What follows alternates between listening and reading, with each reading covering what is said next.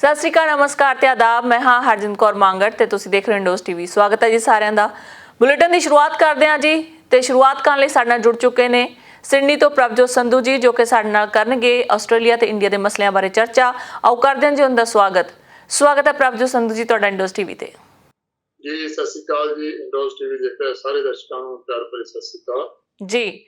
ਸੰਧੂ ਸਾਹਿਬ, 21 ਫੈਬਰੂਅਰੀ ਤੋਂ ਆਸਟ੍ਰੇਲੀਆ ਦੇ ਵਿੱਚ ਵਿਜ਼ਟਰ ਵੀਜ਼ਿਆਂ ਲਈ ਐਲਾਨ ਕਰ ਦਿੱਤਾ ਗਿਆ ਹੈ ਕਿ ਆ ਜਾ ਸਕਦੇ ਨੇ।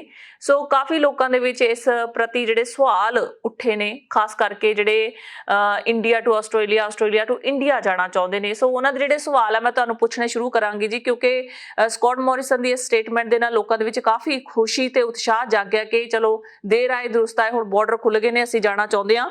ਸੋ ਮੈਂ ਤੁਹਾਨੂੰ ਸਵਾਲ ਸਭ ਤੋਂ ਪਹਿਲਾਂ ਪੁੱਛਣਾ ਚਾਹਾਂਗੀ ਜੀ, ਕੌਰ ਬਾਜਵਾ ਨੇ ਜੀ, ਉਹਨਾਂ ਨੇ ਸਵਾਲ ਕੀਤਾ ਹੈ, ਕਹਿੰਦੇ bridging visa A and B ਜਿਹੜੇ ਹੈਗੇ ਨੇ ਉਹ ਆ ਜਾ ਸਕਦੇ ਨੇ। ਹਾਂਜੀ, ਇਹ ਬੇਟੀ ਨੂੰ ਮੈਂ ਦੱਸਣਾ ਚਾਹਾਂ ਕਿ ਜਿਹੜਾ ਬ੍ਰਿਜਿੰਗ ਵੀਜ਼ਾ A ਹੁੰਦਾ ਨਾ, ਬ੍ਰਿਜਿੰਗ ਵੀਜ਼ੇ A ਦੇ ਉੱਤੇ ਤੁਸੀਂ ਟਰੈਵਲ ਨਹੀਂ ਕਰ ਸਕਦੇ, ਕਦੇ ਵੀ ਨਹੀਂ ਕਰ ਸਕਦੇ। ਜਿਹੜੇ ਵੀ ਬ੍ਰਿਜਿੰਗ ਵੀਜ਼ਾ A ਹੋਲਡਰਸ ਆ, ਉਹਨਾਂ ਨੂੰ ਫਾਰਮ 1006 ਭਰ ਕੇ ਔਰ ਉਹਦੇ ਚ $160 ਉਹਦੀ ਵੀਜ਼ਾ ਐਪਲੀਕੇਸ਼ਨ ਫੀਸ ਆ, ਉਹ ਫੀਸ ਦੀ ਰਸੀਦ ਨਾਲ ਲਾ ਕੇ ਤੇ ਸਾਨੂੰ ਆਪਣੇ ਨੇੜੇ ਦੇ ਇਮੀਗ੍ਰੇਸ਼ਨ ਦਫ਼ਤਰ ਦੇ ਵਿੱਚ ਉਹ ਫਾਰਮ ਭੇਜਣਾ ਪੈਂਦਾ ਆ। ਸੋ ਸਾਨੂੰ ਉਸ ਫਾਰਮ ਦੇ ਵਿੱਚ ਦਰਜ ਕਰਨਾ ਪੈਂਦਾ ਆ ਕਿ ਕਿੰਨੇ ਚਿਰ ਵਾਸਤੇ ਅਸੀਂ ਜਾਣਾ ਆ, ਕਿਸ ਤਰੀਕ ਨੂੰ ਵਾਪਸ ਆਉਣਾ ਆ, ਇੰਡੀਆ ਦੇ ਵਿੱਚ ਜਾ ਕੇ ਅਸੀਂ ਕਿੱਥੇ ਰਹਿਣਾ ਆ, ਸਾਡਾ ਐਡਰੈਸ ਉੱਥੇ ਦਾ ਕੀ ਹੋਵੇਗਾ। ਉਹ ਸਾਰੇ ਵੇਰਵੇ ਫਾਰਮ 1006 ਦੇ ਵਿੱਚ ਭਰੇ ਜਾਂਦੇ ਨੇ। ਉਹ ਫਾਰਮ ਭਰ ਕੇ ਜਦੋਂ ਅਸੀਂ ਭੇਜ ਦਿੰਦੇ ਆ ਤਾਂ ਸਾਨੂੰ ਬਕਾਇਦਾ ਇਮੀਗ੍ਰੇਸ਼ਨ ਵੱਲੋਂ ਵੀਜ਼ਾ ਗ੍ਰਾਂਟ ਲੈਟਰ ਆਉਂਦੀ ਹੈ ਜੀ। ਵੀਜ਼ਾ ਗ੍ਰਾਂਟ ਲੈਟਰ ਜਿਹੜਾ ਉਹ ਵਾਲਾ ਵੀਜ਼ਾ B ਜਿਹਨੂੰ ਕਹਿੰਦੇ ਨਾ ਬ੍ਰਿਜਿੰਗ ਵੀਜ਼ਾ B ਕਹਾਉਂਦਾ ਆ ਜੀ। ਜਿਸ ਤਾਰੀਖ ਤੱਕ ਉਹ ਬ੍ਰਿਜਿੰਗ ਵੀਜ਼ਾ B ਵੈਲਿਡ ਹੋਵੇ, ਉਸ ਤਰੀਕ ਤੋਂ ਪਹਿਲਾਂ ਤੁਸੀਂ ਕਿਸੇ ਵੀ ਵੇਲੇ ਆਸਟ੍ਰੇਲੀਆ ਦੇ ਵਿੱਚ ਕਾਨੂੰਨੀ ਤੌਰ ਤੇ ਦਾਖਲ ਹੋ ਸਕਦੇ ਹੋ। ਈਵਨ 1 ਘੰਟਾ ਪਹਿਲਾਂ ਵੀ ਜੇ ਵੀਜ਼ਾ ਮੁੱਕਦਾ ਹੋਵੇ, ਤੁਹਾਡੀ ਫਲਾਈਟ ਤੇ ਲੈਂਡ ਹੋ ਗਈ ਆ, ਤੁਸੀਂ 1 ਘੰਟਾ ਪਹਿਲਾਂ ਵੀ ਐਂਟਰ ਕਰ ਸਕਦੇ ਹੋ। ਬਟ ਜਿਹੜੇ ਬ੍ਰਿਜਿੰਗ ਵੀਜ਼ੇ A ਵਾਲੇ ਆ, ਉਹ ਕਦੇ ਭੁੱਲ ਕੇ ਵੀ ਗਲਤੀ ਨਾ ਕਰਿਓ ਜੇ ਕਿ ਬ੍ਰਿਜਿੰਗ ਵੀਜ਼ਾ B ਲੈ ਤੋਂ ਬਗੈਰ ਤੁਸੀਂ ਜੇ ਜਹਾਜ਼ ਚੜ੍ਹ ਗਏ ਤਾਂ ਵਾਪਸ ਨਹੀਂ ਆ ਸਕਦੇ ਜੀ। ਤੇ ਅਗਲਾ ਸਵਾਲ ਜੀ, ਬੇਬੀ ਹਾਂਡਾ ਲਿਖਦੇ ਨੇ ਜੀ, ਉਹਨਾਂ ਨੇ ਲਿਖਿਆ ਕਿ we are not permanent here yet, applied our PR, so can apply parents visa for the reason of my delivery। yes, ਉਹ ਬਿਲਕੁਲ ਅਪਲਾਈ ਕਰ ਸਕਦੇ ਨੇ ਆਪਣੇ ਪੇਰੈਂਟਸ ਦਾ, ਜਿਹੜੇ ਨੇ ਜੋ ਬ੍ਰਿਜਿੰਗ ਵੀਜ਼ਾ ਤੇ ਵੀ ਹੈਗੇ ਨੇ, ਤਾਂ ਪੇਰੈਂਟਸ ਦੇ ਵਾਸਤੇ ਉਹ ਵੀਜ਼ਾ ਅਪਲਾਈ ਕਰ ਸਕਦੇ ਨੇ, ਨਾਲ ਆਪਣੀ ਡਿਲੀਵਰੀ ਡੇਟ ਦੀਆਂ ਜਿਹੜੀਆਂ ਇਨਫੋਰਮੇਸ਼ਨ ਲਗਾ ਕੇ। ਔਰ ਇਹਦੇ ਵਿੱਚ ਉਹਨਾਂ ਦੇ ਪੇਰੈਂਟਸ ਦੇ ਜਿਹੜੇ ਫੰਡਸ ਵਗੈਰਾ ਨੇ ਉਹ ਸੋਲਿਡ ਹੋਣਗੇ ਤਾਂ ਵੀਜ਼ਾ ਗ੍ਰਾਂਟ ਦੀ ਪੋਸੀਬਿਲਿਟੀ ਹਮੇਸ਼ਾ ਵੱਧ ਜਾਂਦੀ ਆ। ਪਰ ਯੈਸ, ਉਹਦੇ 'ਚ ਕੋਈ ਪਾਬੰਦੀ ਨਹੀਂ ਹੈਗੀ। ਜੇ ਤੁਸੀਂ ਪਰਮਾਨੈਂਟ ਰੈਜ਼ੀਡੈਂਟ ਨਹੀਂ ਵੀ ਹੈਗੇ ਤਾਂ ਵੀ ਤੁਸੀਂ ਆਪਣੇ ਮਾਪਿਆਂ ਨੂੰ ਵਿਜ਼ਟਰ ਵੀਜ਼ਾ ਤੇ ਬੁਲਾ ਸਕਦੇ। ਸਟੂਡੈਂਟ ਵੀਜ਼ਾ ਵਾਲੇ ਵੀ ਆਪਣੇ ਮਾਪਿਆਂ ਨੂੰ ਬੁਲਾ ਸਕਦੇ ਨੇ ਜੀ? ਜੀ ਬਿਲਕੁਲ ਜੀ, ਸਟੂਡੈਂਟ ਵੀਜ਼ੇ ਵਾਲੇ ਵੀ ਆਪਣੇ ਮਾਪਿਆਂ ਨੂੰ ਬੁਲਾ ਸਕਦੇ ਨੇ।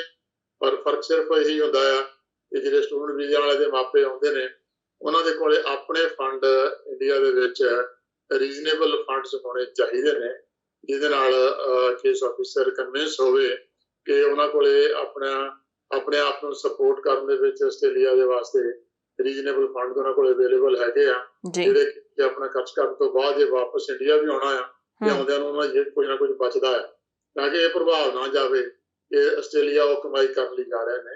ਇਹੀ ਪ੍ਰਭਾਵ ਜਾਵੇ ਕਿ ਜੇ ਵਿਜ਼ਿਟ ਕਰਨ ਲਈ ਜਾ ਰਹੇ ਨੇ ਤਾਂ ਵਿਜ਼ਿਟਰ ਵਾਲੀਆਂ ਸ਼ਰਤਾਂ ਜਿਹੜੀਆਂ ਨੇ ਉਹ ਬੜੀਆਂ ਪੂਰੀਆਂ ਕਰਨੀਆਂ ਚਾਹੀਦੀਆਂ ਜੀ। ਸੁਖਬੀਰ ਕੌਰ ਲਿਖਦੇ ਨੇ ਜੀ ਕਿ ਐਗਜ਼ੰਪਸ਼ਨ ਦਾ ਹੁਣ ਕੀ ਹੈ, ਕਿ ਹੁਣ ਵੀ ਐਗਜ਼ੰਪਸ਼ਨ ਜਿਹੜੀ ਹੈਗੀ ਅਪਲਾਈ ਕਰਨੀ ਪਵੇਗੀ?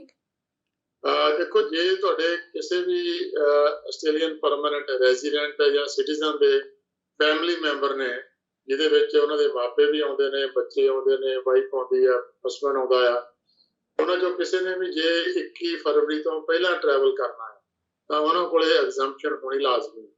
ਪਰ ਜੇ ਉਹਨਾਂ ਨੇ 21 ਤਰੀਕ ਤੋਂ ਬਾਅਦ ਦੇ ਵਿੱਚ ਟਰੈਵਲ ਕਰਨਾ ਆ ਤਾਂ ਫਿਰ ਆਪਾਂ ਨੂੰ ਐਗਜ਼ੰਪਸ਼ਨ ਦੀ ਜਿਹੜੀ ਜ਼ਰੂਰਤ ਆ ਉਹ ਨਹੀਂ ਪਵੇਗੀ ਜੀ। ਕੋਈ ਲਿਖਦਾ ਜੀ ਕਿ ਆਸਟ੍ਰੇਲੀਆ ਦੇ ਸਾਰੇ ਸਟੇਟਸ ਦੇ ਵਿੱਚ ਜਿਹੜੇ ਬਾਰਡਰ ਓਪਨ ਹੋ ਚੁੱਕੇ ਨੇ, ਕਿ ਕਿਉਂਕਿ ਵੈਸਟਰਨ ਆਸਟ੍ਰੇਲੀਆ ਜਿਹੜਾ ਹੈਗਾ ਬਾਰਡਰ ਓਪਨ ਨਹੀਂ ਹੋਏ ਨੇ, ਉਹਨਾਂ ਦੇ ਵਿਚਕਾਰ ਇਹ ਸਵਾਲ ਪੈਦਾ ਹੋਏ ਨੇ ਕਿ ਵੈਸਟਰਨ ਆਸਟ੍ਰੇਲੀਆ ਆ ਸਕਦੇ ਨੇ ਉਹ ਨੈਸ਼ਨਲ ਫਲਾਈਟਸ ਵੈਸਟਰਨ ਆਸਟ੍ਰੇਲੀਆ ਨੇ ਨਹੀਂ ਖੋਲੀਆਂ।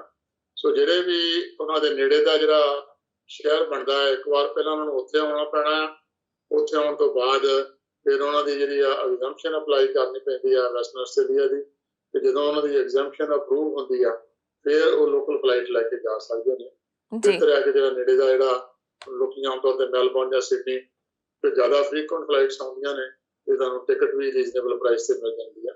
ਕਿਸੇ ਵੀ ਸ਼ਹਿਰ ਦੇ ਵਿੱਚ ਆ ਕੇ ਆਪਣਾ ਫਿਰ ਇੱਥੋਂ ਆ ਕੇ ਅਪਲਾਈ ਕਰ ਸਕਦੇ।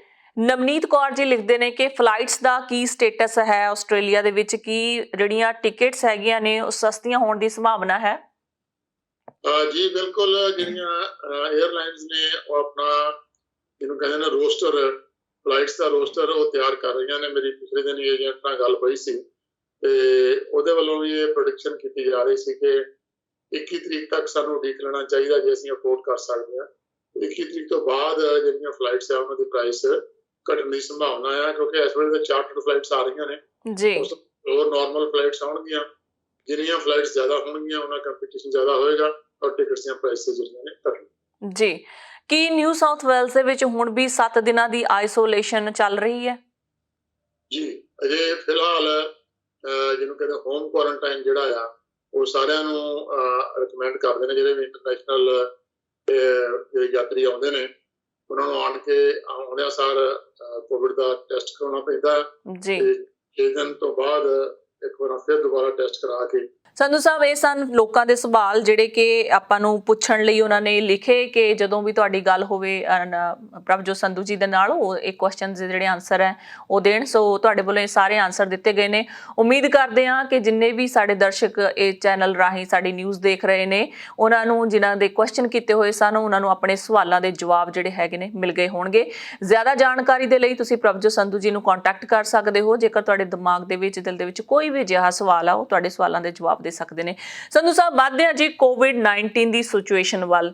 ਆਸਟ੍ਰੇਲੀਆ ਦੇ ਵਿੱਚ ਲਗਾਤਾਰ ਕੋਵਿਡ-19 ਦੀ ਸਿਚੁਏਸ਼ਨ ਵੱਧ ਰਹੀ ਹੈ ਜੀ। ਪਹਿਲਾਂ ਤਾਂ ਅਡਲਟਸ ਦੇ ਵਿੱਚ ਸੀ, ਹੁਣ ਜਿਵੇਂ ਹੀ ਸਕੂਲ ਸ਼ੁਰੂ ਹੋਏ ਨੇ, ਜੇਕਰ ਝਾਤ ਮਾਰੀ ਜਾਵੇ ਜੀ ਪਰਥ ਦੇ ਵਿੱਚ ਇੱਕਦਮ ਹੀ ਜਦੋਂ ਸਕੂਲ ਖੁੱਲੇ ਤਾਂ ਬੱਚਿਆਂ ਦੇ ਵਿੱਚ ਕੋਵਿਡ-19 ਦੀ ਕਾਫੀ ਜਿਹੜੀ ਕਹੀ ਗਈ ਆ ਵੀ ਪੋਜ਼ਿਟਿਵ ਆਏ ਨੇ। ਕੱਲ੍ਹ ਹੀ ਵਿਕਟੋਰੀਆ ਦੇ ਵਿੱਚ ਜੇਕਰ ਦੇਖਿਆ ਜਾਵੇ 2000 ਤੋਂ ਉੱਤੇ ਜਿਹੜੇ ਬੱਚੇ ਸਨ ਉਹ ਕੋਵਿਡ ਪੋਜ਼ਿਟਿਵ ਪਾਏ ਗਏ ਨੇ ਤੇ 925 ਜਿਹੜੇ ਟੀਚਰ ਨੇ ਉਹ ਆਈਸੋਲੇਸ਼ਨ ਦੇ ਵਿੱਚ ਨੇ। ਜਿਨ੍ਹਾਂ ਬੱਚਿਆਂ ਨੇ ਕੋਵਿਡ ਵੈਕਸੀਨ ਲਗਾਈ ਹੈ ਉਹਨਾਂ ਨੂੰ ਵੀ ਕਿਹਾ ਜਾ ਰਿਹਾ ਕਿ ਉਹ ਵੀ ਵਿੱਚ ਕਈ ਹੈਗੇ ਨੇ ਜਿਹੜੇ ਪੋਜ਼ਿਟਿਵ ਪਾਏ ਗਏ ਨੇ।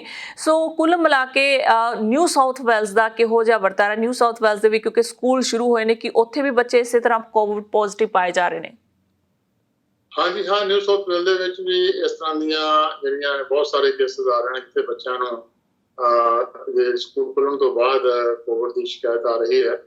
ਪਰ ਹੁਣ ਜਿਸ ਤਰ੍ਹਾਂ ਲੱਗਦਾ ਇਹ ਆ ਕਿ ਸਰਕਾਰਾਂ ਨੇ ਇਹ ਗੱਲ ਸਮਝ ਲਈ ਹੈ ਕਿ ਸਾਨੂੰ ਕੋਵਿਡ ਦੇ ਨਾਲ ਹੀ ਜਿਉਣਾ ਪੈਣਾ ਆ।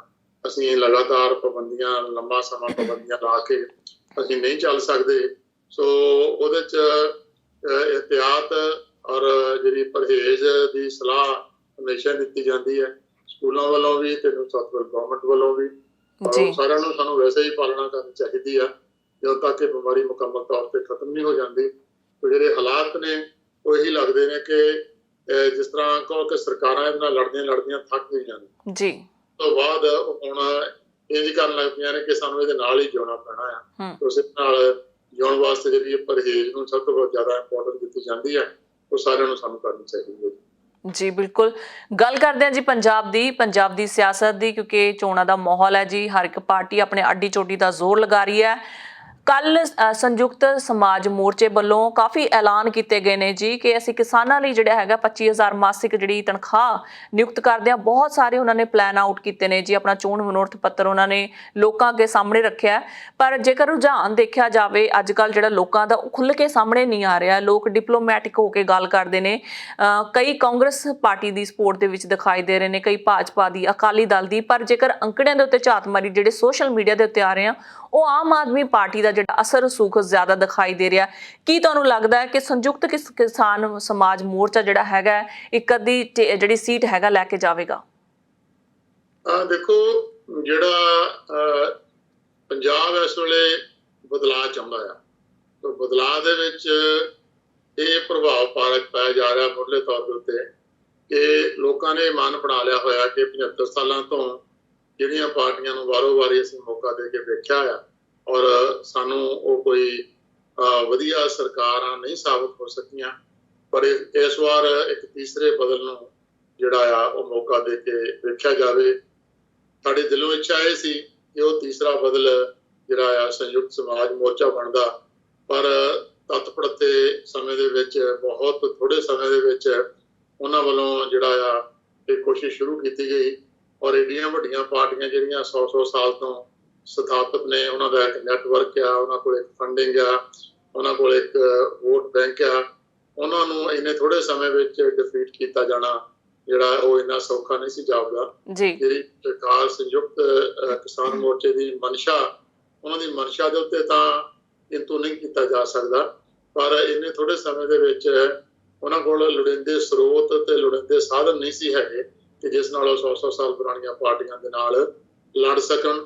ਸੋ ਸਾਡੀ ਦਿਲੀ ਇੱਛਾ ਦੇ ਵਿਰੁੱਧ ਵਿੱਚ ਕਹੋ ਤੁਸੀਂ ਕਿ ਸਾਡੀ ਦਿਲੀ ਇੱਛਾ ਕੁਝ ਹੋਰ ਸੀ, ਪਰ ਜੋ ਹਾਲਾਤ ਜ਼ਮੀਨੀ ਪੱਧਰ ਤੇ ਨਜ਼ਰ ਆ ਰਹੇ ਨੇ ਉਹ ਇੱਕ ਵਾਰ ਬੜੇ ਮੰਦਭਾਗੀ ਗੱਲ ਹੈ ਕਿ ਕਿਸਾਨ ਮੋਰਚੇ ਦੇ ਜਿਹੜੇ ਪਾਬੇ ਆ ਨਜ਼ਰ ਆਉਂਦੇ ਨਹੀਂ ਲੱਗਦੇ, ਜੇ ਉਹਨਾਂ ਦੇ ਪਾਬ ਲੱਗਣਗੇ।